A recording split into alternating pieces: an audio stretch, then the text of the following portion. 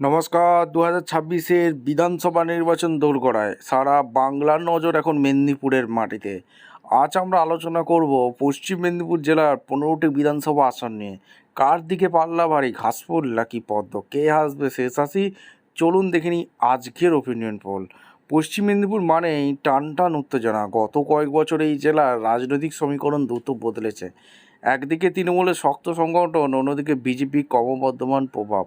জঙ্গলমহলের এই জেলায় কুর্মী আন্দোলন থেকে শুরু করে স্থানীয় উন্নয়ন সবই বড় ফ্যাক্টর হতে চলেছে এই নির্বাচন।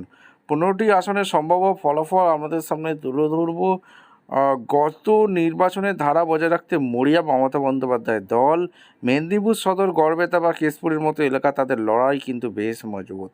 আমাদের সমীক্ষায় তার সম্ভাব্য সমীক্ষা আমরা তুলে ধরব। আর খড়গপুর সদর বা ঘাটালের মতো কিছু পকেটে গেরুয়া শিবিরের দাপট লক্ষ্য করার মতো। সমীক্ষা রিপোর্টে কী উঠে আসছে আপনাদের সামনে এক এক করে তুলে ধরছি।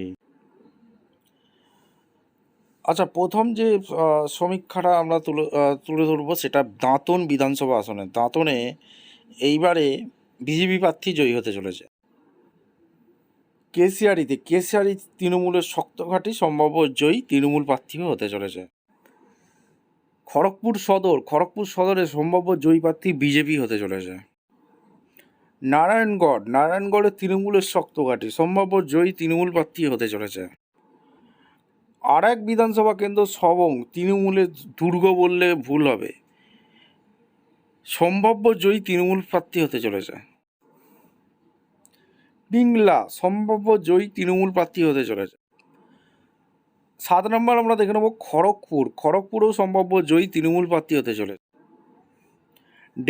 ডেবরাতেও সম্ভাব্য জয়ী তৃণমূল প্রার্থী হতে চলেছে।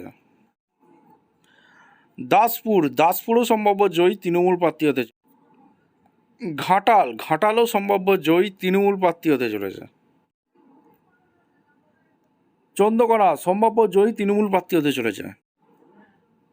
গড়বেতা সম্ভাব্য জয়ী তৃণমূল প্রার্থী হতে চলেছে। শালবনী সম্ভাব্য জয়ী তৃণমূল প্রার্থী হতে চলেছে।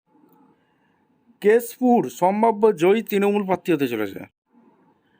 মেদিনীপুর সম্ভাব্য জয়ী তৃণমূল প্রার্থী হতে চলেছে। পশ্চিম মেদিনীপুরের সমীক্ষা ওপিনিয়ন পোল যেটা উঠে আসছে, 15টি বিধানসভা আসন আছে, সেখানে তৃণমূল একাই 13টি পাচ্ছে, বিজেপি 2, অন্যরা কংগ্রেস, আইএসএফ, হুমায়ুন কবিরের দল সমস্ত কিছু খাতা খুলতে পারছে না। আপনাদের মতামত অবশ্যই কমেন্ট সেকশনে ব্যক্ত করবেন। দেখা হচ্ছে কোনো পরবর্তী ভিডিও। ধন্যবাদ।